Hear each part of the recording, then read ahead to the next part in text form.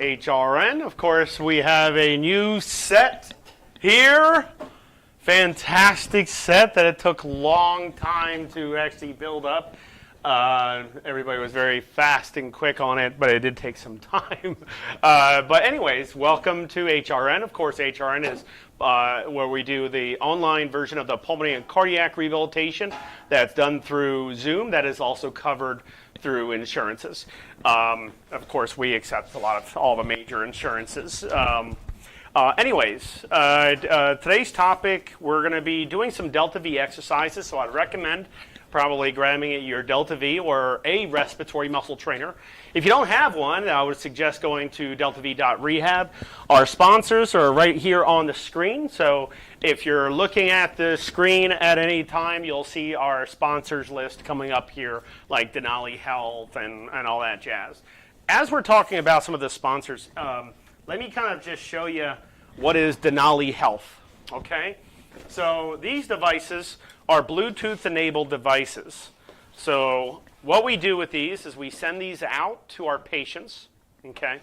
And it's app-controlled, so it's on your iPhone or your Android. And what you would do is you would be given one of these devices, depending on like Dr. Shaw, our Chief Medical Officer, or any of the doctors here, and we send you a device for free. And then basically we monitor your vitals, we monitor your progress, we monitor everything. And dropping hospital readmission rates, a lot of doctors love it, a lot of patients love it. And what we do is every time you use it, it sends us feedback. It sends us that data that you just collected. And if we see something out of the ordinary, we let you know right away. And of course, we let your doctor know as well. And then we... So like, for instance, this is a Bluetooth-enabled pulse oximeter. Not every pulse oximeter can be Bluetooth. They have to be made that way to be Bluetooth-enabled. These are very expensive to try to buy. If somebody was trying to buy these are about like almost $300, no joke. But you don't pay for these. So the insurances pay for these. And what they do is we send them out to you. We make sure that your insurance knows what you're going to be going through as far as, taking your vitals. And you don't have to be in the pulmonary rehab program to be monitored. The great thing about being monitored is a lot of people, they are home and they're not sure how well they're doing. They see their vital signs when they put their pulse ox on, they check their temperatures. And a lot of people are not sure what to do. So anytime we get these feedbacks, we get this data as you use this, we call you up if we see there's something bad. If we see something, then we investigate further. We'll give you advice or some, what we should be doing, as far as, hey, my blood pressure was very high, so let's say I called Mrs. Smith. Hi, Mrs. Smith. Your vitals are a little high. Let's go over and see what happened. Was it medication? Was it food? And that just gives you more reassurance, but also keeps you out of the hospital. Because if we do see something, of course, we initiate our protocol to keep you not just out of the hospital, but alive and well. Okay? So we have a Bluetooth-enabled pulse oximeter and a Bluetooth-enabled blood pressure cuff. And that's from Denali Health, one of our sponsors. Also, a little bit about we have the Delta V right here. As you can see, there's some other trinkets and stuff like this. But we have pulse oximeters, Delta V, spacers. These are spacers, by the way. And of course, they can find everything in our store. Yeah, store. Right at our store. The Delta Vs, you just go to deltav.rehab, but we do sell them on our store on hrn.com. I'm sorry, homerehabnetwork.com or hrn.health. No .com after that one. So this is an O2 trainer by Bas Rutten. He's an MMA fighter. He made this device when he was after he was fighting a lot. I think maybe during. I want to say during, when he thought of a way to increase respiratory muscle training. So this is an extreme athlete. Okay. For those that don't know Bas Rutten, he's a Hall of Famer MMA fighter, big fighter. And I tell you, he's fantastic. A great guy, great personality on him. But he makes these devices. And this is another type of respiratory muscle trainer that we like, that I like a lot. And basically, you place it in your mouth. And then you would actually just work out with this in your mouth. And that will, as long as you're doing proper respiratory muscle training, then you get your improvements on lung functions, being able to go further. Mostly that type of device can be used for people like have lung disease, but more like people that want to do sports performance. They want to enhance their sports performance, being able to run or sprint quicker, to be able to sprint without being so labored on their work of breathing. And of course, we have the Delta V. Debbie says she just got hers. She just got hers? Who? Debbie. Debbie? Hi, Debbie. Great, fantastic. Well, let's go ahead and jump into our exercise. So if you have your Delta V, how do you guys like the set anyways? It's perfect, isn't it? Yeah, this took some time. Let me grab my chair right here. Okay. So on Delta V exercises, what we're going to do is we're going to set this to a decent resistance, set the big delta sign, which is the triangle, set that delta sign to a 5. Okay? If you don't have a respiratory muscle trainer, you can do pursed lip breathing on inhale and exhale, but make sure you provide a good amount of resistance. Anytime I do something, excuse me, allergies. I'm getting over these allergies. Yeah, they're definitely bad this year. I had like a blanket of pollen on my car. You should have seen the van yesterday. Well, was it bad? Oh, yeah, it was bad. I had to use the windshield wipers. I don't have it as severe since I started eating more citrus fruits. So, just had to drink some water. Okay, so on the Delta V, when you're doing, let's say you're doing pursed lip breathing. If you're doing pursed lip breathing on inhale and exhale, but you find that when you pursed lip breathe on inhale like this, you have to create resistance. Anything worth doing is, I hear a lot of people say, "Oh, just do what you can do. Just do what you can. Just do what you can." It's the worst thing to think about. It's the worst phrase ever to use. It's the worst. It is literally the worst. Don't do something you can do. Do something you can't do. That's how you get better. Oh, I can sit down. Do what you can do. Okay, I can sit down. That's it. And that's your quality of life. That's not going to be good enough. Do what you can't do. Work on things you can't do. If you can't go upstairs, work on the exercise that helps you go upstairs. If you can't walk far, maybe because of muscle weakness, then work on your legs. But work on yourself. Work on yourself. But work on things that you can't do. For instance, if I'm pursed lip breathing in, okay, and that pressure, because my lips aren't tight enough, that pressure, which is very easy, that's something I can do. I don't want to do something I can do. I want to work on something that's a little more difficult. Because if I work on something more difficult, what happens? I get better. I work on things I can't. Now that can't becomes I can. Does that make sense, everybody? Okay. So, if you're pursed lip breathing in and out, make sure you have good enough pressure. Make sure that when you inhale, you fill up your lungs to 100% possible. And when you exhale all the way out, make sure you exhale all the air out from your lungs. Don't guess or do something like this. That's just working on the muscles you currently have. You can do. Okay? You want to be able to breathe in very deep, but filling up all lobe spaces. Okay? So when I inhale, I'm going to inhale a lot longer, filling my chest up and pulling my chest up. So I'm going to fill up my lungs, right, and pull my chest up. No one normally has to breathe this way. It's just it's good etiquette to actually being able to breathe in deep. You don't have to breathe in deep for the rest of your life. Just have the ability to do it. Okay? So I'm going to place the respiratory muscle trainer in my mouth. Everybody, let's go ahead and sit up straight. Grade on your posture. Would you give yourself an A+, or would you give yourself an F?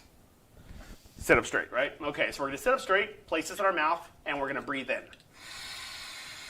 Fill it up all the way, all the way, all the way, all the way. Fill it up, fill it up, fill it up, and exhale. Now go back to inhale. I'm going to keep this out of my mouth, but I want you to keep the respiratory muscle trainer in your mouth. I have a hard time talking with this. It's hard to understand to me like that, isn't it? All right. We got to put a little joke here once in a while. All right, We're also a comedy show. Also a comedy show. Let's go ahead and place it in your mouth. Go ahead and breathe in. 1 1,000, 2, 3, 4. Keep filling it up. All the way, all the way, all the way, all the way. And exhale. 1 1,000, 2 1,000, 3 1,000, 4. Try to mimic what I'm doing. Inhale. 1 1,000, 2, 3, 4, 5, 6. Exhale. 1, 2, 3, 4. Inhale. 1, 2. Keep inhaling. Keep inhaling. Don't take this out of your mouth. Remember, keep it in your mouth. You want that resistance. You're working on inhalation. You don't really have a problem on exhalation sometimes. You have a problem inhaling deep. So work on what you can't do, right? Okay. So inhale. Keep inhaling, keep inhaling, keep inhaling, keep inhaling, keep going, keep going, keep going. I know it feels like you can't, but try to keep trying, keep trying. Now exhale. 1 1,000, 2, 3, 4. Inhale. 1, 2, 3, 4, 5, 6. Exhale. 1 1,000, 2 1,000, 3 1,000, 4. Back to inhale. 1, 2, 3, 4, 5, 6. Okay, now we're going to put our elbows on our inner pocket. So if I'm using my right elbow, I'm going to pivot to the right. If I use my left elbow on my left leg, I'm going to pivot to the left. The point on this is to try to pivot at least 90 degrees. Try to do 90 degrees. If you can't because you have a bad back, then probably don't do this one, okay? But try to see how far you can go. If you can go 90 degrees, you're good. Okay, here we go. Place this back in your mouth. Inhale. 1 1,000, 2, 3, 4. Exhale. 1, 2, 3, 4. Inhale. 1, 2, 3, 4. Exhale. 1, 2, 3, 4. Inhale. 1 1,000, 2 1,000, 3 1,000, 4. Exhale. 1 1,000, 2, 3, 4. Inhale. 1, 2, 3, 4. Exhale. 1, 2, 3, 4. Switch. Okay. Remember, don't lift your elbow off your knee. Off your leg. Okay. That stays in there. That's your axis. That's where you're pivoting at.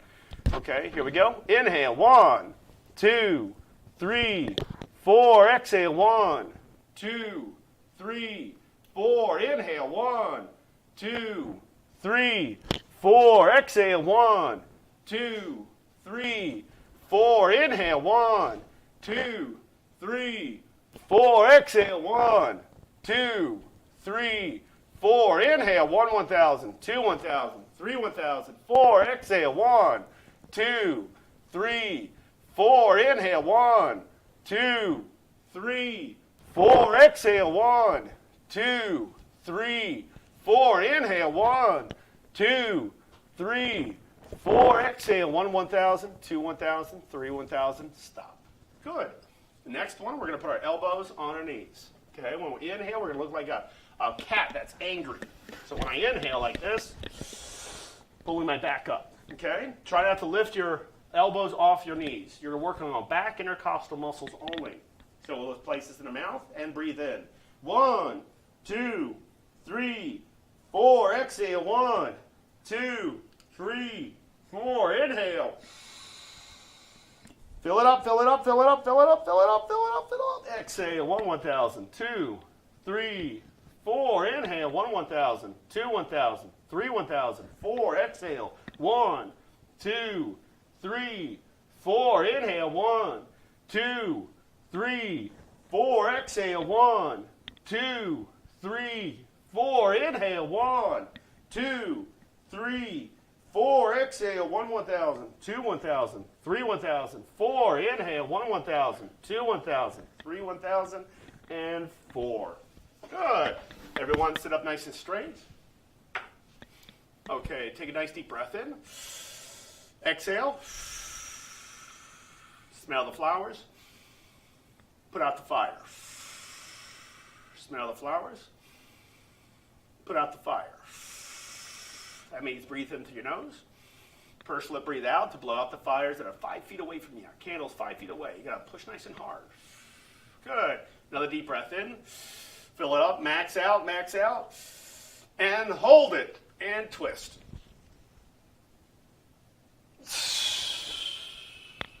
Then repeat to the other side. This is called lung stretch.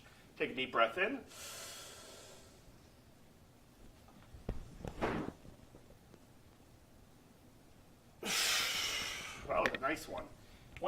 pivot to the right side, I'm not talking about the lung stretch, I'm talking about the workout. When you pivot to the right, like let's say you pivot to the right or the left, basically, watch this.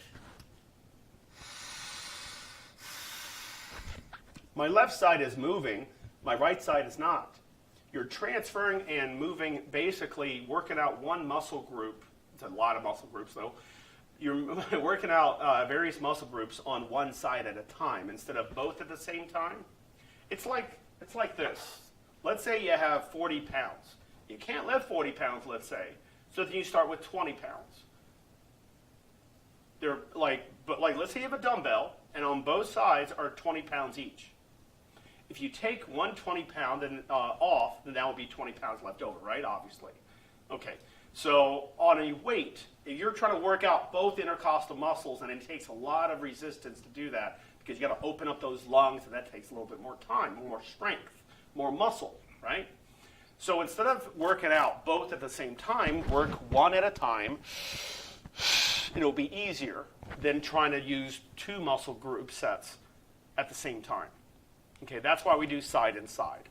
Okay, but you remember when you tilt like this, that's not what I'm talking about. You have to try to really pivot your torso, your upper chest, your trunk, your chest, okay? Your torso, you want to try to pivot 90 degrees, okay? All right.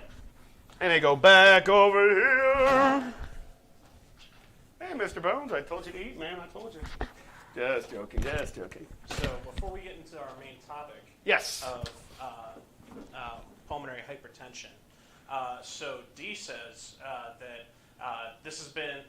that's been her motto of trying to make herself be better ever since she found out she had COPD, and she refuses to accept that this is her life, and she keeps pushing. Well, I mean that's great, Dee. I mean that's what we specifically do at HRN is, a lot of people think that this is their life and the rest of their life with this type of disease, but you don't have to live that way because we get people like Dee and like a lot of other people that feel like all is at the worst level in the world and you never get better, and that's what it feels like.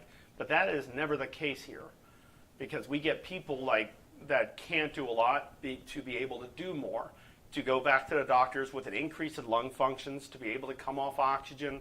If that's what you want, watching videos gets you so far. Of course, Mind You Lungs is a more sophisticated video platform. Mind You Lungs is where you do self-pace. It's very inexpensive because you're talking about healthcare costs. Trying to get a doctor to listen to you for an hour is about sometimes $700, depending on who you speak to. Versus a couple dollars here and there, that's not going to hurt you. So that's why Mind You Lungs, it's very inexpensive. There is a cost because we have to keep the roof over their heads and we got to keep the program going. Plus, we have to pay those clinicians for their time. But yes, Mind You Lungs, but HRN is a virtual program. That's Mind You Lungs, by the way. Also, yes, this will be available to rewatch on our Twitter page as well as Facebook and YouTube.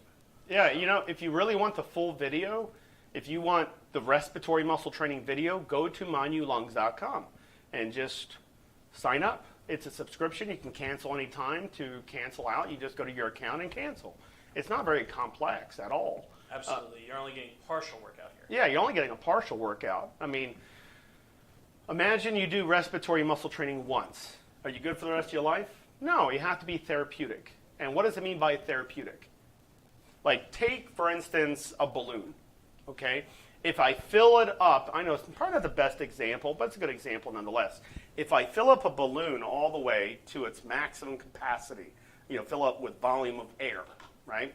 And I fill it all the way up where it doesn't pop, but it's completely full. I can't even push anything else in there. And you leave it inflated, let's say for an hour. It'll return back to its original shape. After a while, it starts getting looser. Like after, let's say you keep that balloon inflated for a day or 2 days, then it's very loose. It never returns back to its original shape. That's called, it's a bad example, but it's a good example nonetheless, in a way. That's called therapeutic. You don't do it one time. Has to be more often, Like respiratory muscle training is done 6 times a day for 10-minute sessions. The people that actually do that get the best results. The people that only do it once or twice when they feel like it, and if that's not very often, let's say, don't get a lot out of the program. You want to be, everything you do should be therapeutic. Like if you go to a gym one time, it's not going to be any good. You got to go to it like every other day or something, make it more consistent. But that's the point, is you want to be therapeutic. And then one more question before we Love it. Before we head into the main topic of pulmonary hypertension. This is from Michelle Jones. She says, I am taking Advair and Spiriva, and I was just curious about Trelegy. I heard it was better. Any advice on that? Well, first off, where's your volumes at? Like if you use your incentive spirometer, how high are you getting to? Because on Advair requires a volume like 1,235. I believe that was off the FDA. So if somebody, let's say in your case, you can't breathe in that deep, and it doesn't matter if hey, that's what my doctor gave you. Okay, your doctor should know what your volume, like what you have prerequisites. You have things that you have to be able to do first. Like if I took a meter dose inhaler, but I couldn't hold my breath for 10 seconds, I can't use that meter dose inhaler. It won't work. If I can't breathe in deep enough to allow proper deposition of that certain medication, then what's the point? I'm spending money for no reason. So, do those medications work? Yes, if they can get into not just into your mouth, you want it to get into your lungs. Breathing in too shallow won't work. So you want to pick up that volume if there is a volume problem. But do those medications work? Absolutely. So in other words, always check with your doctor. Always check with your doctor. If you're not 100% sure if you're not 100% sure if you qualify for those. If your doctor says, well, I should be, you should be okay. Well, doc, according to, and this is me pretending I'm talking to the doctor, it's like, well, doc, according to the Federal Drug Administration, the FDA, according to them, I have to be able to breathe in at a certain volume. From my try on an incentive spirometer, I'm not anywhere near that volume requirement. So I can't allow that medication to come into my lungs deeper. Then maybe your doctor says, well, what other options do you have? Well, nebulizers are foolproof. So I can do the nebulizer versions of Advair and Spiriva would be budesonide and ipratropium bromide. Not tiotropium, because tiotropium is Spiriva, but let's say ipratropium bromide, and then you have budesonide, 0.5 milligrams, depending on the dosage amount. 0.25 is usually pediatric, but there are some adults that use them. But 0.5 is what you would need, and then you do that twice a day. The reason for the nebulizers is because the volume requirements, there is none. As long as you can breathe in and out, it will eventually get into your lungs because it's a constant aerosol. When you breathe in through, let's say, a meter dose inhaler, and pretend this Delta V is a meter dose inhaler, and you do something like this, you shake it up, you actuate it, you didn't get it. I don't know, it's not very complex to understand. When you breathe in fast, what does it do? It hits the back. So if I breathe in fast, the particles actually hit the back of my throat. It doesn't even make it in. I'll feel like a taste in my mouth. The back of my throat gets a little raw. Okay, that's going into something else, of course, but especially with corticosteroids. Michelle says that her doctor has never checked any of that. So then that's a problem, Michelle, because if your doctor's not checking volume, then how do you know that medication will work? Because the medication itself can work, of course. It works fantastically. But there are certain volume requirements that must be met. Would you give let's say somebody they had a complete laryngectomy. So the larynx is completely out and they have this big, huge hole, the stoma, they have this big, huge hole in their neck. You can't give a regular meter dose inhaler as effectively, right? Then we go with nebulizers. There are requirements. These are requirements that have to be met. We can't, I can't falsify documentation. I can't falsify, let's say a doctor, hey, my doctor gave me this, and first thing I check is always volumes. Once you ask that question, what's the first thing I asked? what are your volumes? That's how it should be done. And So bringing that to your doctor specifically. Yeah, specifically, bring that to your doctor. Because your doctor's not a mind reader. No, doctor's not a mind reader, and they probably don't know. They probably don't. I mean, there's a lot of doctors that don't know. If you go specifically to a pulmonologist should have done your pulmonary function test, and they could see it right then and there. But there are sometimes, I'm not going to say all the time, but there are some times where a doctor gave you the medication that would work, but does not qualify for you or you don't qualify for it, not because of insurance reasons, but because the deposition is not there. It's hard to inhale that deep or whatever the case may be. You have to be able to hold your breath for 10 seconds. You have to understand that the speed of how fast you breathe it in matters. Because just by simple physics, if you breathe in too quickly, it hits the back of the throat and you barely get any into your lungs. That's why I see a lot of people they say, well, I hate my nebulizer. I hate using my nebulizer. I ask why.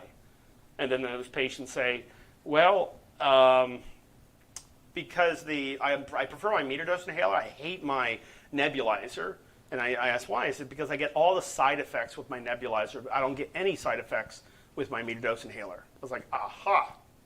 Both of them, the exact same drug, just the delivery system is different. A nebulizer albuterol is still a rescue inhaler. Still a rescue inhaler. I'm going to say that again. A nebulizer albuterol is still a rescue inhaler. Okay? A meter dose inhaler of albuterol is also a rescue inhaler. They both, if they're the same medication, which they should be, if they're the same medication, the nebulizer has albuterol in it, while the meter dose inhaler like ProAir has albuterol. Both of them should give you the same exact side effects. But because one is giving you no side effects while the other one's giving you all the side effects, is because the nebulizer is meeting deposition. The other one was not. Make sense, everybody? I know it's a little complex, but that's why we go to school for so many years. It's kind of hard to bring this up in just like a half hour or something. Yeah. It's hard to bring all that knowledge in just a little bit of time. Michelle says that this is her pulmonologist that she is Then talk to your pulmonologist. Yeah. Okay, they're doctors too. They're people too. Yeah, they're doctors too. Some people make mistakes. Some doctors, they use a certain medication, and they find that, hey, that medication works so well. Let me try this out with this person. A lot of good doctors, and I know you probably won't. You'll probably be on prejudice a little bit on this, but a lot of good doctors will study you. And sometimes how they study you is they'll set you up with these, let's say, these medications. And they find that those medications after your next visit, they didn't work very well. They gave some amount of time. They gave a month, 2 months, 3 months of time for it to really react, or as it should be.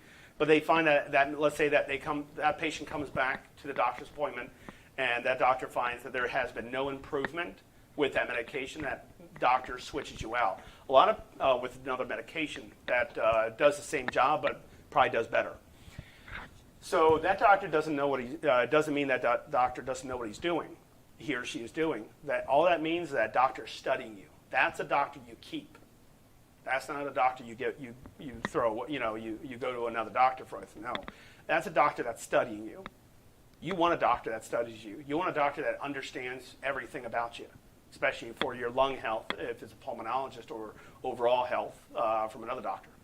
So any other questions? There are a couple, but let's get into the main topic. Oh, yes. Here. But Michelle and Dee, so glad that these are helpful for you. And Michelle specifically, so glad that nebulizer video was so helpful for you as far as when to change your filters and everything. But yeah, let's get into pulmonary hypertension, then we'll come back to more questions. So please keep putting them in the comment section, and we'll answer them later in the video. Yeah. Also, remember to like, subscribe, and follow us on Facebook, Instagram, Twitter, and YouTube, and TikTok. You can find those links in the description below. So, Alex, what is pulmonary hypertension? I don't know. I'm just joking. Well, that's an issue if you don't know. Okay, so I wanted to go over the definition out of here, but so First off, with pulmonary hypertension, anybody can get it first. It's in your pulmonary artery, and what we would do is we actually insert a catheter, and we'll put a wedge-shaped catheter inside your heart and fill it up with a pilot. There's a balloon that puffs up, and then we'll measure the arterial pressures. If the arterial pressures are, let's say, abnormal, then you would be diagnosed with pulmonary hypertension. So pulmonary hypertension is just like it sounds, hypertension. So there's more pressure than what it should be. What happens if I take, like I was mentioning earlier, a balloon, and I fill it up too much? Let's say I fill it up that balloon all the way too much, it pops. But let's say I fill it up, but I don't allow that balloon to pop. I keep it inflated. Okay? That balloon will start enlarging and loosen up a little bit, and I can probably put some more air into it, then probably some more air until it gives away. So pulmonary hypertension is where the pressure, arterial pressures are too high, and that causes a lot of problems. You'll have problems with increased work of breathing. You'll have problems with some heart complications too, because how does oxygen get to your heart? Your lungs does that, right? Of course. So with pulmonary hypertension, how we obtain it, there's a lot of ways. There's a lot of ways to get it, smoking, bad food habits, a lot of, even cholesterol, high cholesterol diets can actually cause some problems, and a lot of other problems that would be associated with that too. But with pulmonary hypertension, is there a fix? There's medication management. There are some medications that help manage it, but therapeutic-wise, exercise. Literally, exercise is the best medicine you can possibly get. I know it's not something everybody wants because a lot of people want to take a pill. They want to take a pill and hoping they can just sit there and let the pill do the work while they do nothing. That's not how life works. We don't ever want to do something like that. It just gets us worse. Exercise, we found, is to be the best from all the therapy we do. I mean, come on, everybody. You guys know what? You guys should know us. We're the top elites. We literally are the top elite. When it comes to pulmonary and cardiac rehabilitation, we're the top ones. You can pick anybody you want, but if you look at our stats, we maintain and stay at the highest level when it comes to a successful patient. So, and I'm telling you, I'm literally saying to you, please, beyond anything you can hear from anybody else, exercise is going to be the best way to help manage that problem. If not, solve the problem. Okay, because we find a lot of people that do have pulmonary hypertension, when they exercise, it is well managed, and it's depending on the length of and how therapeutic their exercises are, we find that their pulmonary hypertension is not as severe as it used to be. Okay, so I hope that does help. I can go more into it, but it's a lot of jargon. Like I was trying to read it out of here, but it's very complex. It's a complex thing. Easy way to understand it. Easy way to understand pulmonary hypertension is just the arterial pressures in your lungs. The arteries are just too high of a pressure, and that's harder to. Let's say you have a high pressure source. Let's say this water bottle has high pressure. I fill it up with a lot of pressure, and I have air coming in that is, let's say in here is, let's just say 5 pounds of pressure. So the pounds per square inch, the PSI, is 5 pounds. In the air, let's pretend it is 2 pounds of pressure. 2 pounds of air pressure is not going to make it into a higher pressure because it has to be a lower pressure in here in order for the air to come through. I know it's complicated, but that's what I'm saying. It's a very difficult subject. But what you have to understand that oxygenation can be a little more difficult when you have pulmonary hypertension. Just like oxygenation with idiopathic pulmonary fibrosis or pulmonary fibrosis itself is tougher because the alveolar capillary membranes get thicker. I hope that helps with the topic of pulmonary hypertension. Oh, I think it definitely does. I mean, so obviously everyone is at risk, but what would somebody do in order to get pulmonary hypertension? I know, so smoking can lead to COPD. or to lung cancer? Is there anything like that where, There has been a various amount of studies, but they all kind of tie into the understanding of just a little bit more about pulmonary hypertension. It doesn't really, how does somebody obtain pulmonary hypertension can be a lot of different ways. It's very difficult to say, hey, this is the one way. Like if I can say, well, if you keep smoking, you're going to get pulmonary hypertension. That most likely can be the case, but that's not for everybody, because that won't probably happen for everybody. So it's hard to pinpoint one exact cause. Like they thought that smoking, and even I thought everyone who smoked, when I was a rookie. I'm 45 years old. I've been, I've been director and you've been around the block. Yeah, I've been around the block for a long time. I'm very experienced. But when I was a rookie, when I just started out, I thought everyone who smoked got COPD, and that was not the case. When they did the study, COPD is the least funded disease. So when it comes to research, there's not a lot of research out there because it's the least funded disease.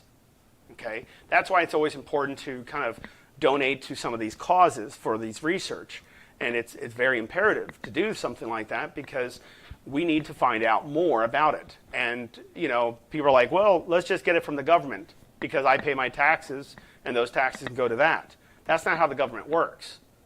That's never how they work. Okay. If only that's how it worked. I know. I wish that's how it worked, but that's not how it works at all.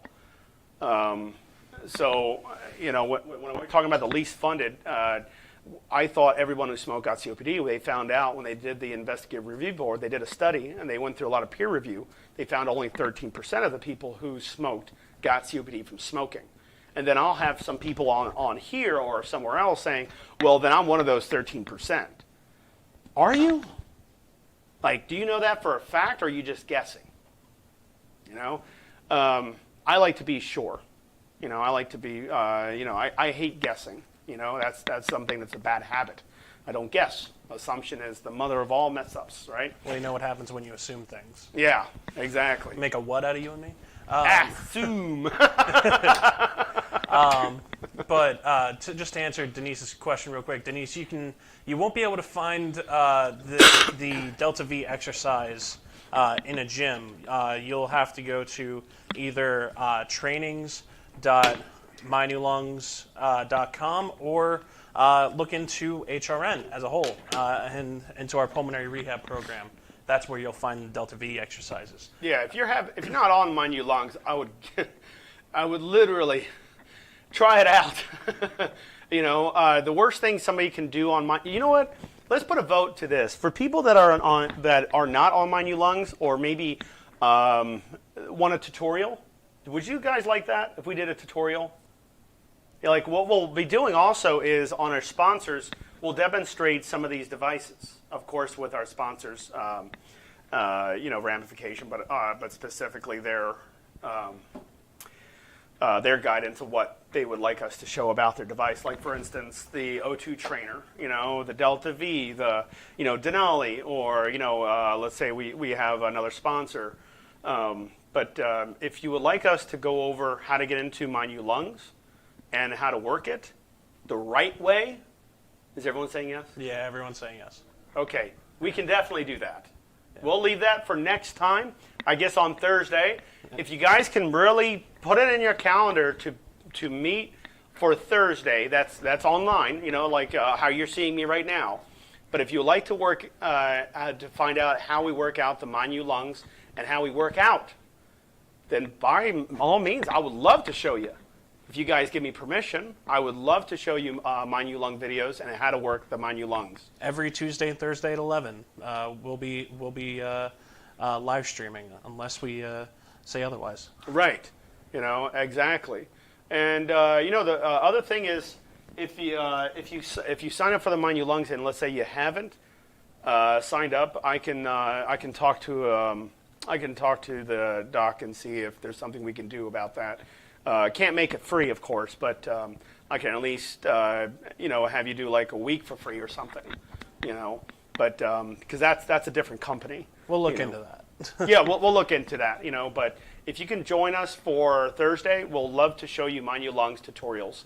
And we'll make it that specific, like we won't do the exercises, we'll specifically just work that out. And they'll just the whole session, the whole live stream for Thursday would be on mindyourlungs.com. So I would recommend writing, just write out the time and date. Alex, an easy way that they can be notified. What's that? Is to just subscribe to our YouTube. That is super easy, because all you would have to do is go to your YouTube channel and click subscribe, and you are there. You'll be notified every time we go live. Every single time, just like I was notified on my phone. Yep. That we went live.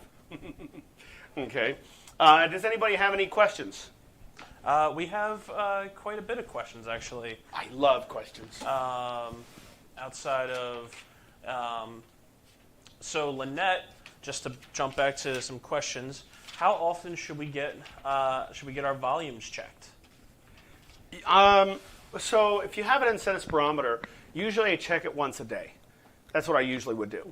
If somebody is not in pulmonary rehab and let's say their lung disease is well managed, then I check it once a week.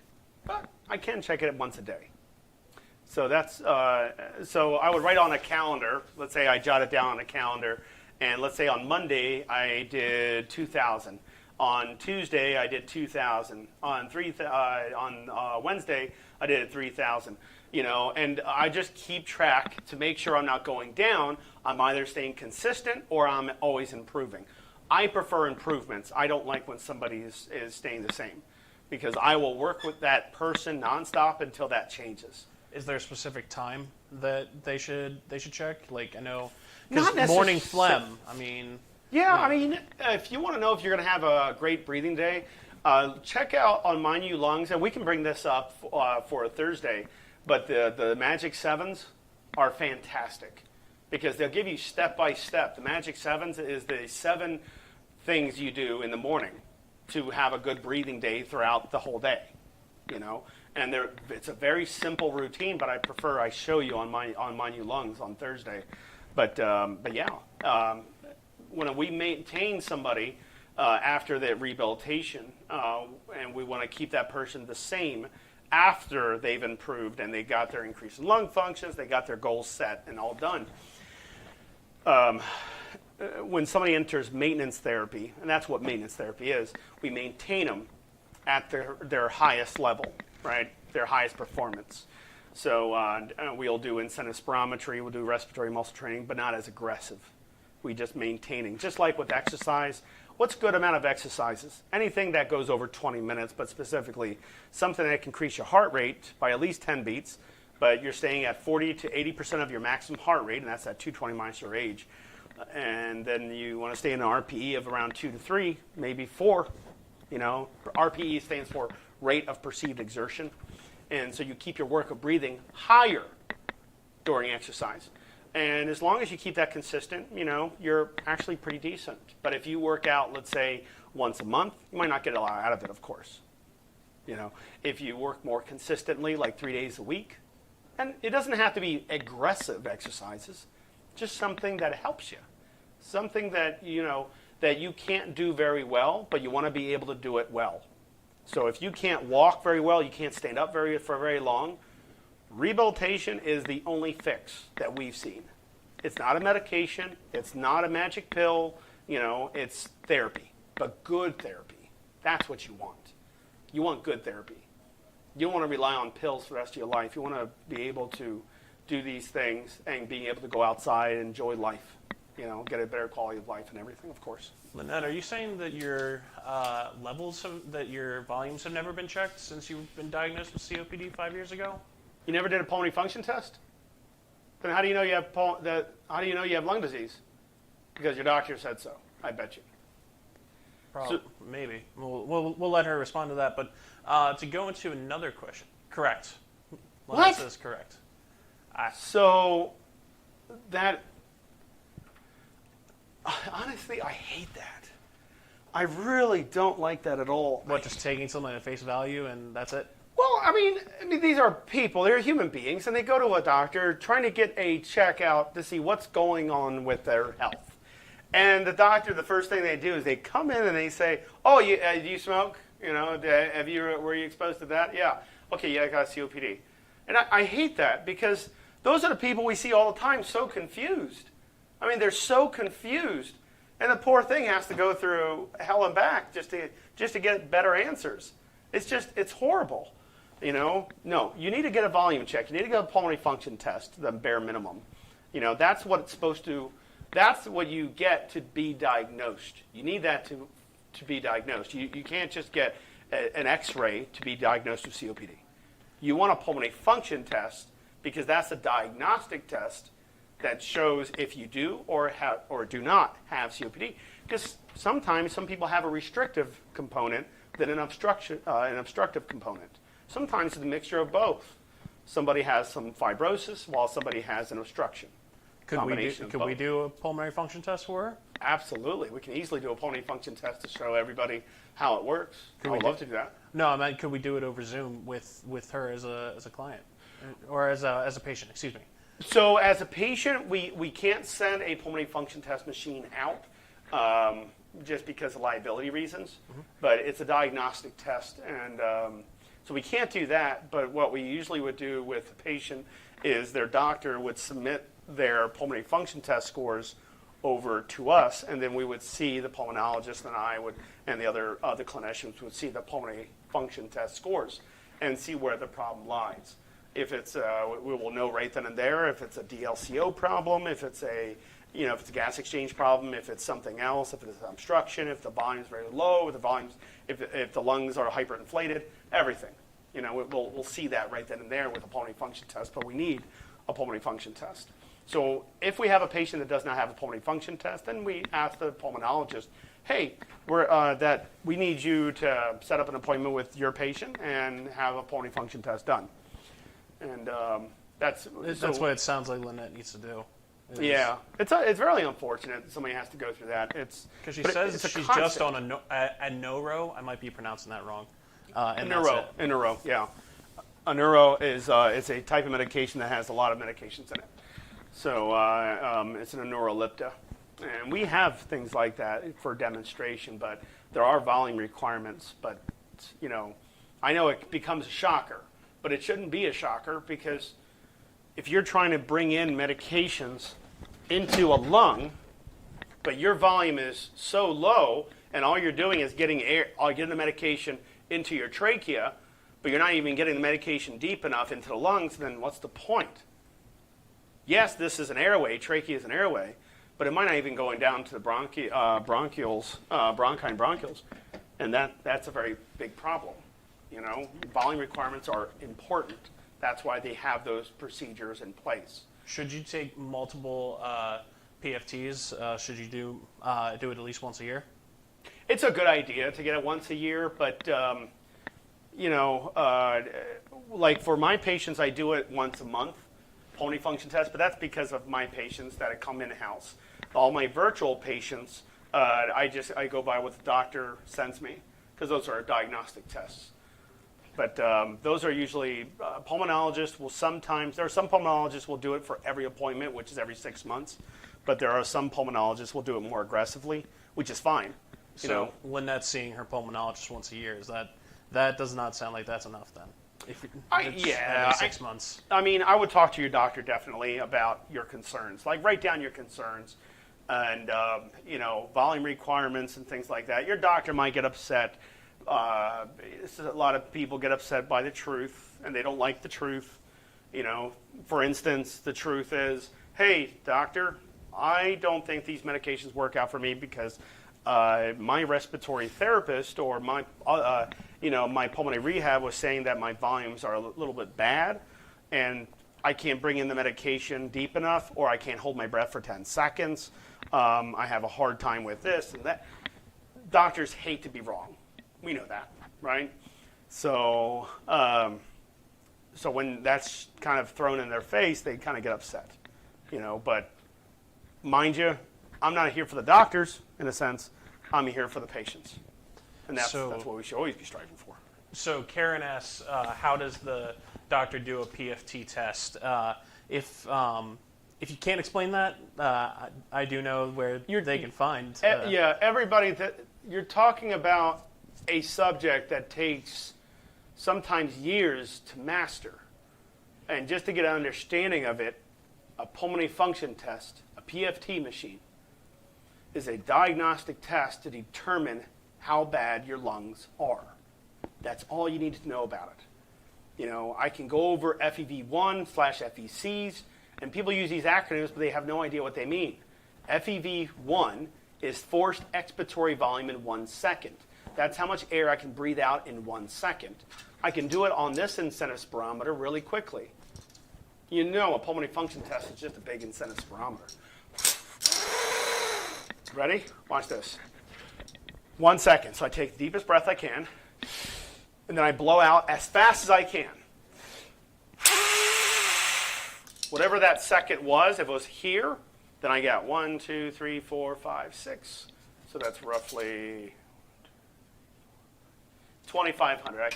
I can breathe out 2,500 milliliters in 1 second. Okay, that's why I don't have lung disease, because I did a pulmonary function test, and I do it often because I always like to see, you know, before and afters. I do a lot of investigations as far as lung disease, so I love that research. But yeah.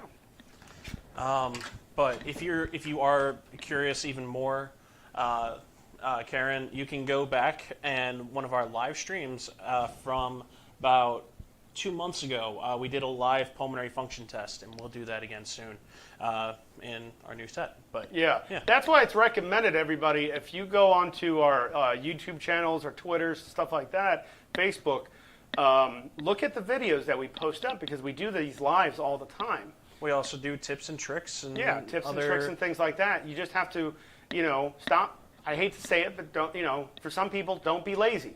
Stop being lazy. You know, go back and actually look at some of those videos. Hitting that subscribe button is completely free. Exactly. So, no cost to you besides a little bit of time. And right now, you need that time to get better. But in terms of Barbara seeing hers every 6 months, that sounds pretty. Pretty but good. Let's get off this subject because let's go back to pulmonary hypertension. Let's answer some questions here about it. So, in terms of medication, are there any medications that can be taken for it outside of exercise? So, I'm not a professional when it comes to what a doctor wants. Okay, because every doctor is different. Right. Okay, there are some medications that can help manage, but there is no medication that will fix it. So there's nothing to necessarily that you. There's nothing you can take as a it. pill to cure yourself. Yeah. It doesn't. There's nothing like that. Pulmonary hypertension it's like almost saying, okay, what medication should I be on if I have Down syndrome? What? That's something I was born with. You know, right? It's like saying, you know, I know it sounds ridiculous, but there is no medication that fixes something that's physiological. You know, that happens in the physics point of view. What I'm trying to say is that there's things that manage, but there isn't a cure to those. The one thing that we found that worked well as far as a fix, if you're looking at something closer to the cure, it would be closer to exercise. It would be on the subject of exercise. If you're looking at something that cured, okay. What about diet, to your knowledge? Would that help? Would improving your diet help? Oh, good diets. Yeah, I always talk to a dietitian for that. I see a lot of questions jumping up there. Yeah, absolutely.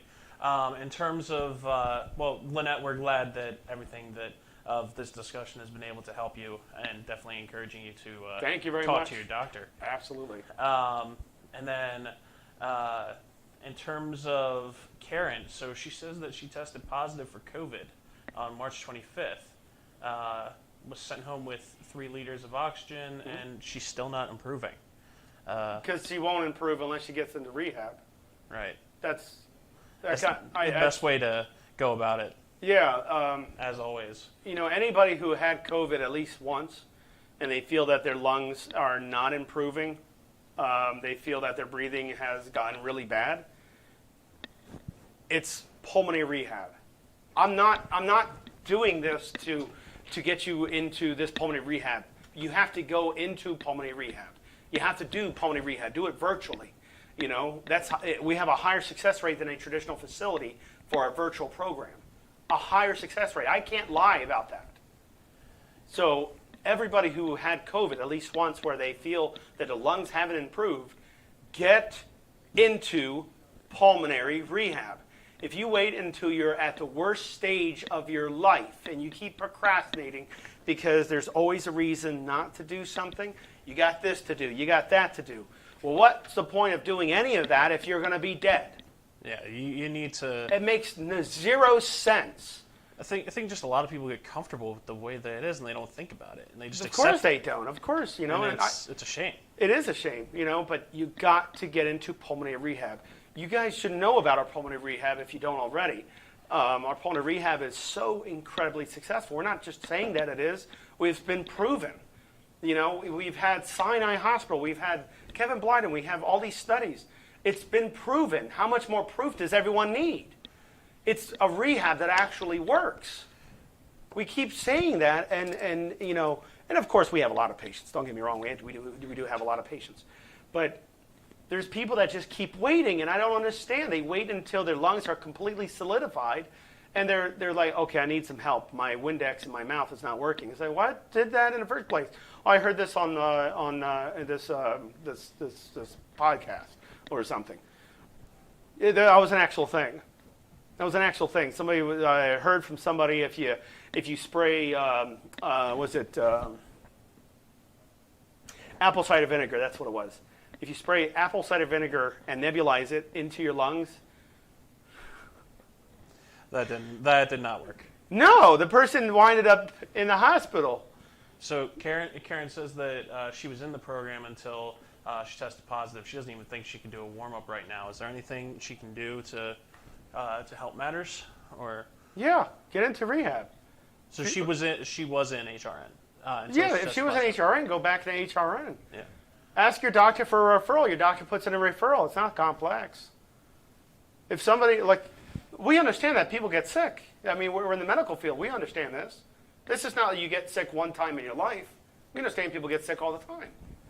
So we have things in place where if somebody gets sick, you know, and they got COVID or something, and then your doctor feels that it's necessary to go back into pulmonary rehab, then they'll write out a referral.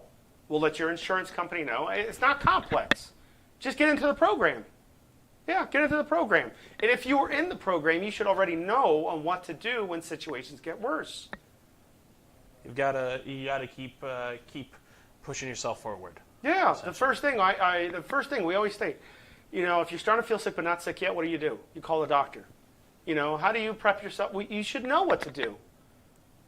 You should be well advanced enough. If you've been in the rehab program of ours, you should know everything on what to do, how it gets worse, what to do about it, how to breathe and walk, how to use a nebulizer, how to do bronchial hygiene, what's a reverse Transdellenberg. You should know all that. If you don't, then you didn't take good notes. I would recommend going into the program, and if you were in the program, you know, ask your doctor if you can go back into the program, and then your doctor writes a referral. It's not complex. Let's move on, please. Absolutely. Going back to pulmonary hypertension. Was there any other questions, though? The other questions are just about the program itself, about Karen saying that she called in. Okay, so let's get off this subject, okay? The reason why I say that is let's talk about the rehab program, okay? The pulmonary rehab program is a medical program. It's a certified medical program, okay? That means it's paid by insurance, so it has to be an approved program, and this program of HRN is. It's a virtual program. Okay, insurance allows you up to a certain amount of time. If you go over that time, then some insurances, won't allow you to come back in as far as way they will pay for it. That means sometimes you would have to go into a maintenance program and pay out of pocket. The maintenance programs are very, very, very inexpensive. If you look at a traditional facility, Just look this up, write this down, so in case you think I'm falsifying anything. In a traditional rehab facility, not outpatient, inside, at least a 4-star, I prefer 5-star, but let's say at least a 4-star facility, okay, that means they're very good. In a 4-star facility, you would be paying around, I believe it was $376 a day.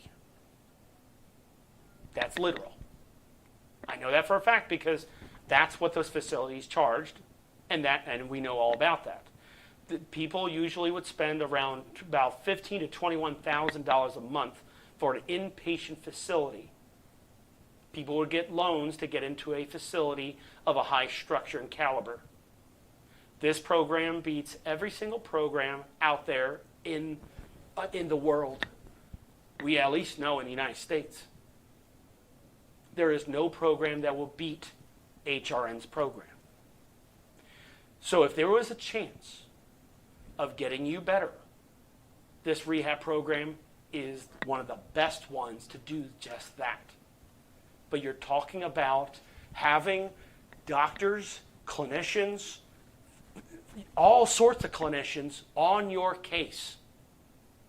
Not one, not two. You're talking about a lot of people who is designated for your health. That's what you want, and that's why that dollar amount is very high. For a maintenance program or for our program, it's nowhere anything close to that. It's barely a fraction of that amount. We're very inexpensive, that's why insurance loves us. But we're so successful with the program, that's why our patients love us. It's because of that reason. They improve, they get better. In our rehab program, you do therapies Mondays, Wednesdays, and Fridays for an hour and a half with your assigned clinician. You will report to your clinician, even on your vitals and your therapy journals, that you do every day. These vitals and therapy journals that you do lets us know what's happening when you're not in therapy, so we can your clinician keep a better eye on you when you're doing your rehabilitation. So if we see something out of the ordinary, we'll call you up and we'll work that out, you and I. Like if my patients, they all have my phone number. They text me all the time, and that's what I want them to do. Because if something happens when they're not in therapy, let's say something happens in the middle of the night, I would like to know what's going on so I can better prepare for that person in case that episode or whatever happened again. Okay? So that's what you should want in a pulmonary rehab program. Okay? That's what you should want. So if you're asking for I can't get into the program, yes, you can. There is no excuse. Zero excuses. So you can be anywhere around the world. You could be on top of the mountain, and if you have a cellular device, even if you didn't have a cellular device, we send you a cellular device. There is no excuses not to do therapy.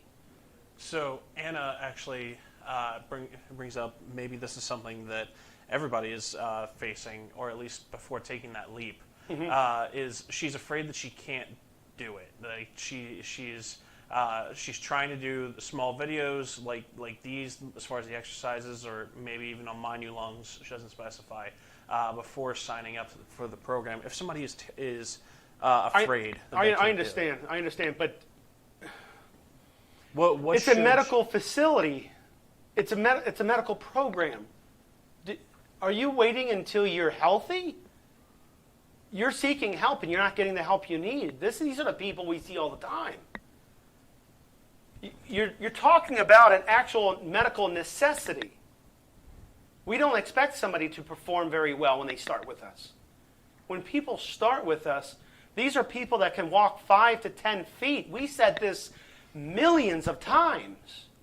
It shouldn't be confusing right now. We'll work with you, Anna. Yes. Our respiratory therapist. We don't just work you out like we're the point where you can't do something. We work out in a level that is best suited for every person, in the program. So if one person can't do more than a minute, then that's what we work with. And then we slowly increase the levels. We just have to know what your start point is. If your start point is all you can do is sit in a bed, then that's your start point. That's what you can do currently. We don't expect you to jump up from there yet, but we expect you to perform. You got to crawl before you can walk. Exactly. As always. Stop being afraid of something that is meant for you. It's meant for your problem. It's meant for somebody, not somebody who can go for 10 miles. We never accept somebody like that. We accept people because it's a medical necessity. Because if somebody can do 10 miles, but they said, Alex, I get a little winded, I said, join a gym. That's who you need. You need a gym. You need to go to a personal trainer, not somebody like me. You know, I went to school for 8 years. I didn't go to school for 2 weeks. I'm not a personal trainer. No offense to personal trainers. Okay, I was a personal trainer a long time ago, a very long time ago when I was going through college. You know, I did some personal training. I'm not, even though technically sure, but I'm not a personal trainer. I'm a clinician. I'm under the Maryland Board of Physicians. You know, somebody goes into, let's say, the hospital. Do we expect people to go in a hospital healthy? No. So why would you expect that from here?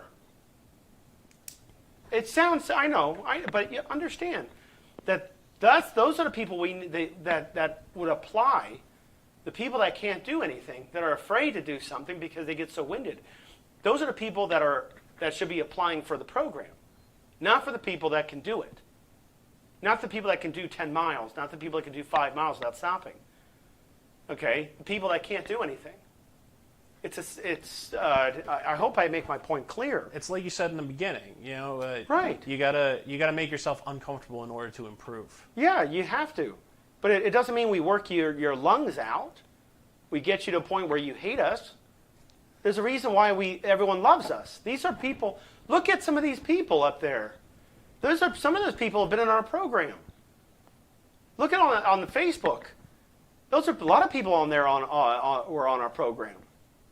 Look what they're doing. Look what they're capable of doing. Did you see that one with the that did the 5K? And Reggie's video, the testimony, incurable disease. We're able to get that person off oxygen. Couldn't walk 5 feet, and now the person's walking to the doctor's office. Reggie got his life back, oxygen taken off. Do you think that Reggie was able to do any of that in the beginning? Of course not. Of course not. You got to think a little. Sometimes we got to think a little better than this. You know, this is what a medical necessity program is for. No one should be going into a pulmonary rehab program being able to do everything. You come into a pulmonary rehab program not being able to do almost a lot. You know, that's called quality of life measures. That's why it's a medical necessity. You know, why would insurance pay for somebody that can go miles upon miles upon miles? They pay for somebody who can't do it because they want to keep that person out of the hospital because that person's costing the hospital and the hospitals like hundreds of thousands of dollars. I'm not kidding. When somebody returns back to the hospital, that's around $15,000 fine. If you return back within the hospital, admitted into the hospital within 30 days, admitted into the hospital within 30 days from your discharge, that's literally a fine. That's what the hospitals pay. So why do you think the hospitals and insurances love our program? So yes, definitely get in the program, but that's the program. That's the people that you should be in the program with. You know, we don't work people out like that. People are very happy, but the only way you can really know is joining in the program and seeing it for yourself. Absolutely. So we're going to go ahead and wrap things up here. Yes. As always, remember to like and subscribe and to like and follow us on all of our social media platforms. So thank you all so much for your time. Alex, thank you as always. Absolutely. I've been John, and we are signing off.